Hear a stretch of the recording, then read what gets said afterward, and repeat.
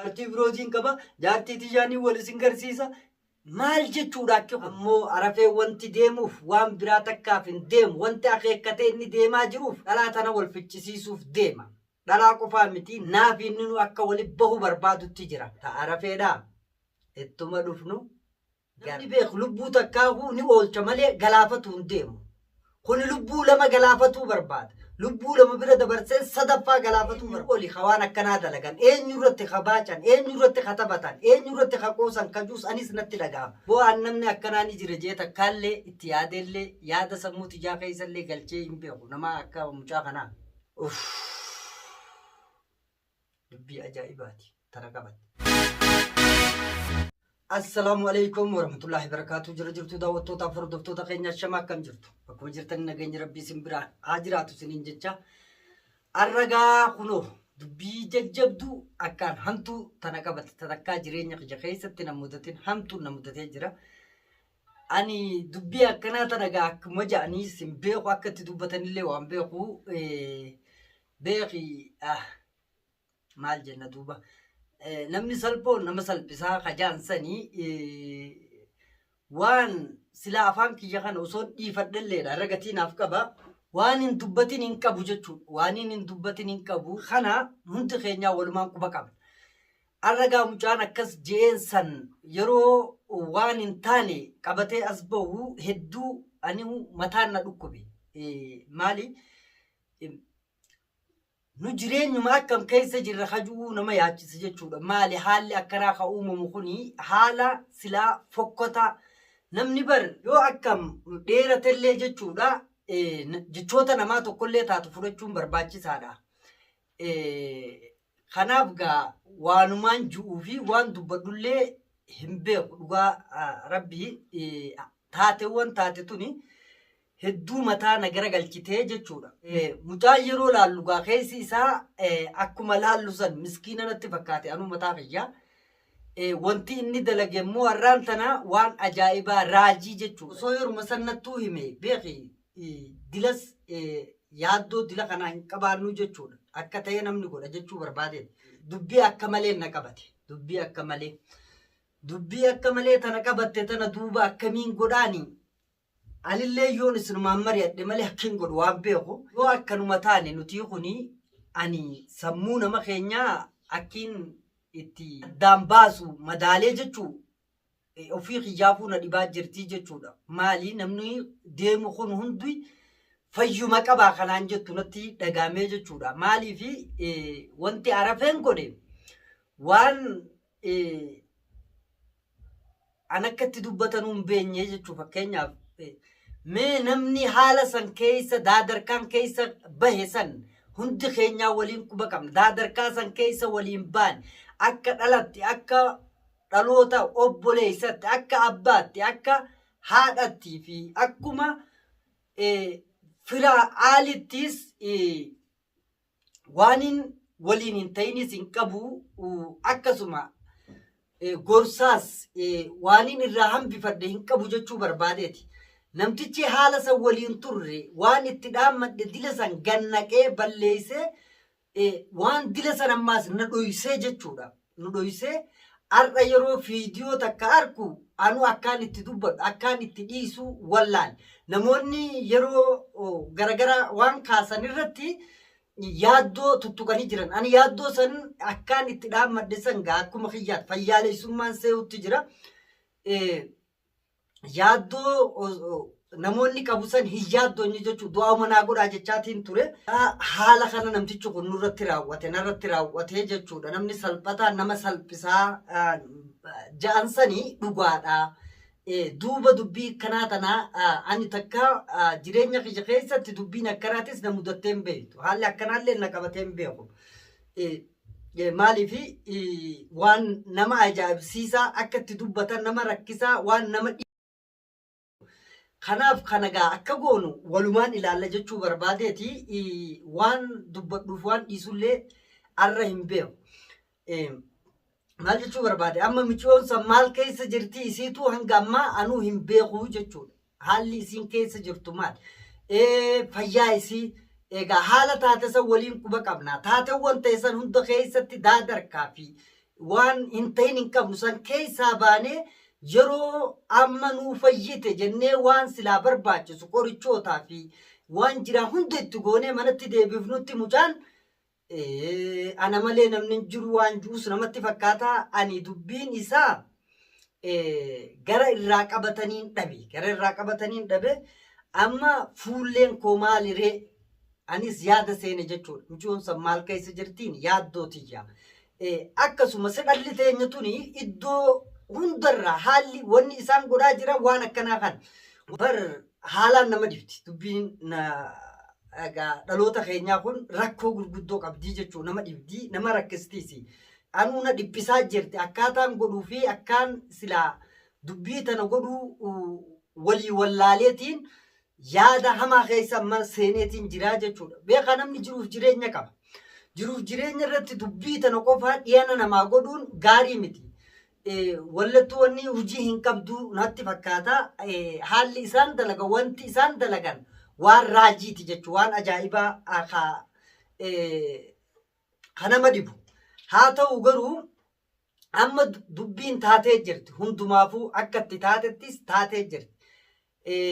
Maal godhuu wayya akkam goona wayya kajuu michoon sanuu akkam keessa jirti kajuu anaaf yaaddoon inni hoo maal abdate maaliif haala kana dalage isa qofaa mucaa hundee jaansanis ani yeroo hedduu numaan kaasaa wanti isaan dalaganii nama dhiba viidiyoo isaan gadhiisan takka yeroo laalu fiifuu waaniin juu wallaalee bar nama dhibdi bar nama qaanfanne gaa nama qaanfataaf saniitu na mudatee jechuudha.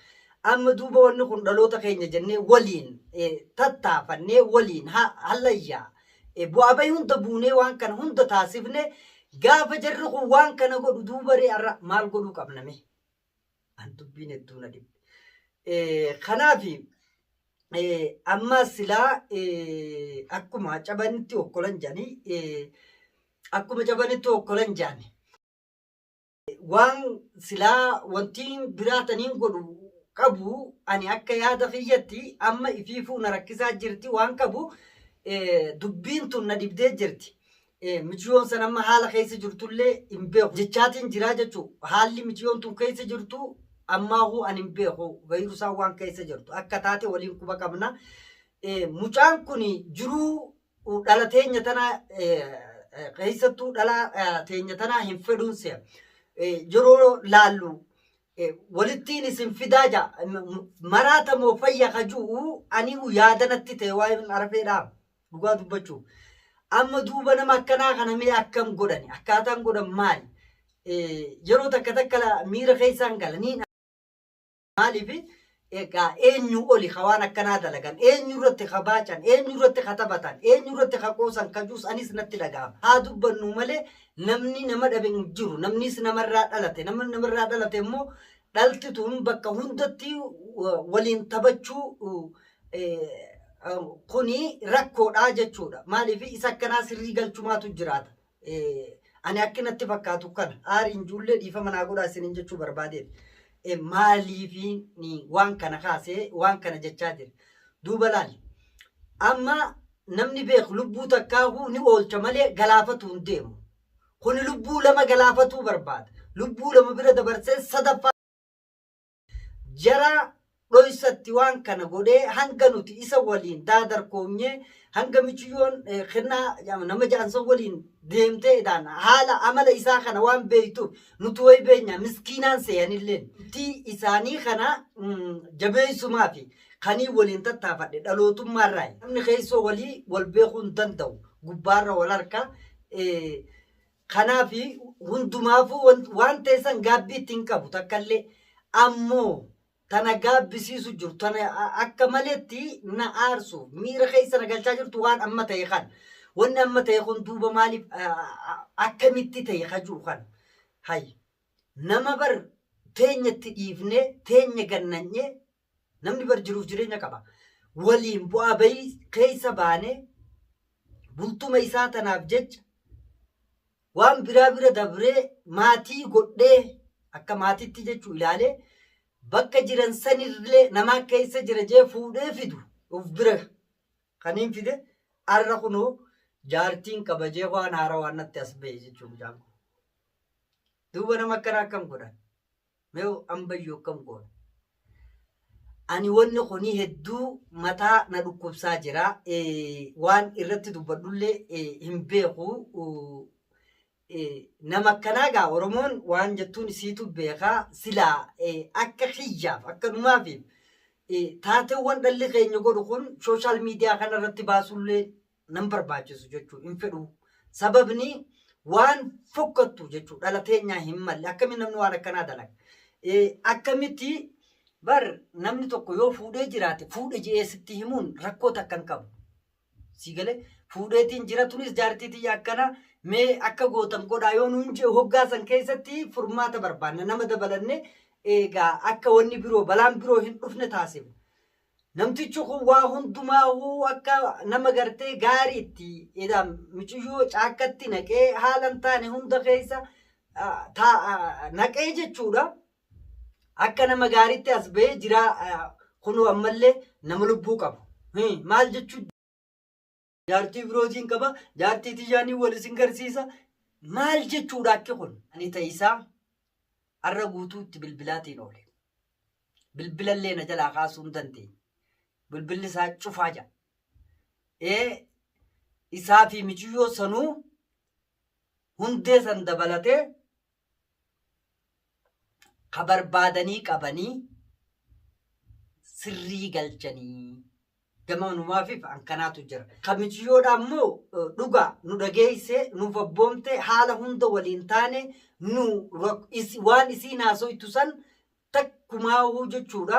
Maaliif mufii dhalaati jennee bakkan kenninee fi haala jiru hunda irratti irraa gabbuufnee gaa'ettiis dubbannee akka dhalattis nu abboomte maatii mana isii mana namni gaa bultii dhalaan erga gahee bultii ijaare bultuma fiixee isaan tole jechuun mana ofittiis deebifne akka waliin jiraatan waan fedhuuf kana taasise jechuudha. Ammeenya birootiif kana godhee kana inni narratti godhuun ammoo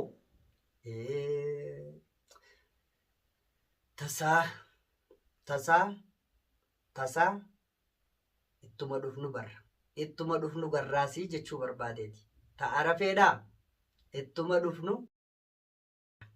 wal nu agarsiisu rabbiin jechuu barbaadeeti. Tamichiyyoo ammoo inshaallah isni rabbiitiin silaa fagoon irraan jirtu dhaqeellee laalee arkuullee niin danda'a jechuudha. Haala isiin irra jirtullee hubachuus niin danda'a inshaallah. Amma booda ani waa'ee arafee akkaan itti dubbadhu hin qabu.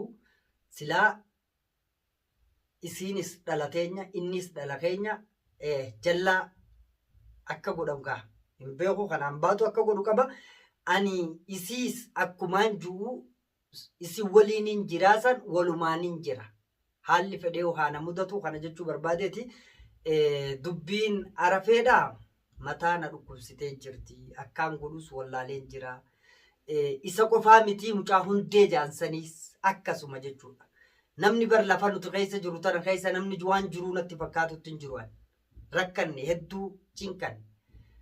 Maaliif humna waan kana ittiin qaceelchinuus hin qabnu hin dandeenyu nama hin dhageeffatan. Bakka garaagaraatiin wantootuma kana fakkaataatu qaba. Nu ammoo waanuma kanaahu eessarraa deema. Boonu bilisaa bar. Bilisni waan akkanaa hin dalagu jechuudha. Kanaaf kun uummatni ani ta'isaanii dhibdee biraa yoo taates natti dabruu deemti. Dhugaa dubbachuudhaaf waa'ee arafeedhaa waan ji'uus hin beeku tanii dhiisuus hin beeku. Inshaallah fuuluma keenya dura laalla jechuu barbaadeeti. Tadhalaasaniis namticha bultii qabu osoo beektuu ta'e heerumte nama haala kana keessa jiru isiinuu of beektii kaju'u aboo an dubbii akkanaa tan akkaan itti dubbadhu waan beeku. Anumaatu salphate salphina kana keessaa rabbi naa baasu du'aas naa godha. Akka itti dubbataniif akka itti dhiisan waan kana hin jiru. Ammoo arafee wanti deemuuf waan biraa takkaaf hin deemu. Wanti akeekkatee inni deemaa jiruuf dhalaa tana wal fichisiisuuf deema. Dhalaa qofaa miti nuufi naafi inni nu akka walitti bahu barbaadutti jira. Bar waan irraa hambifadhe hin qabu. Wantiin arafee irraa hambifadhe tanarraa hambifatte yoo jiraate silaa gaarii ture. Anilleen of hin qusanne. Of qusachuu dhabuu kiyyaaf ammoo gaabbii natti ta'u jirti. Wantiin dalaga san osoo gaabbii natti hin ta'in wantiin isatti dhaammadhe haalliin isaan itti gorseef haalliin isaanirraa eegu haala kanaan natti dhufuun ammoo sammuu tiyya tana nagara galchaa jira jechuudha. Duuba dubbii akkanaa tan akkam godhan Oromoo? Akkam godhan? Mee akkamiin anumtuu akkaan godhu wallaaleetiin jiran je. Sila akkaan godhu beeke. Dubbii ajaa'ibaati tana qabate. Dubbii ajaa'ibaan na qabate. Namni salphataan nama salphisa jedhani. Wanni namni simbeenye simmadaalini jedhanii osoo hin beenye nama jajuulleen gaarii miti. Garuu tana ani dubbii akkanaa kan godhuus waan beeku ammoo osoo nuti lubbuun jirru dhaloota wal fichisiisuu hin danda'u. Isaas rabbiin godheetuma wal nu agarsiisuun jechuu barbaada. Waan juu takka illee hin qabu. Tasanirraa hafte immoo feeyrusaa silaa dhaluu na biratti wantiin fideefu tokko waan kanaa fi akka namni biroolleen keessatti waan kanan argamne inuu ka birootiin shakku jira. Inni yeroo dheertuu keessa lafa dheertuu tolfatee jira. Waan anamma shakku bultii teessaniif je'ee daadarkaa jiru mucaan baay'ee natti qoose. Anillee tana ijaan itti ilaaluun qaba. Amma booda silaa taate inni nu taasise waliif teenya jechuu barbaadeeti. Inshaallah rabbiin isaas wal nu agarsiisu michiyyoo tanaas rabbiin haa tasgabbeessu. Waan ju'uu hin qabu waan hin dubbadhullee hin qabu ta'isaa ammoo irrumaan gaha. Isa qofaami hunde dabalatee jechuudha. Edaa lafa laaqeetii nama meeqaa shakkii keessa na galchee na qaqqabachiisee haalan taane bu'aan namni akkanaa ni jira jee takkaallee itti yaadellee yaada sammuu tijaa keessallee galchee hin beeku. Nama akka mucaa kanaa waan inni nu godhe keessa waan laaf akkitti dubbataniif akkitti dhiisan hin jiru. Oromootiyya nagaan naa tura ani mataan na garagalee jira. Waan kana akkaan godhullee waan beeku rabbummaan na haa gargaaru du'aayi naa godhaa. Tana qofaa miti as keessaa deemtuu mataa na garagalchaa jirti. Mee har'a waa sirriillee jiru haasawallee tarii keessa yoon dabrellee na fokkolchaa isiniin jecha Oromootiyya isiniin jaaladhaa nagaan naa tura. Waan akkanaa kanallee rabbi nurraa haa qabnullee dhageessisinii. Inshaallah du'aayi naa godhaan isiniin jechuu barbaada. Dubbiin nama dibdii nagaan tura baay'ee.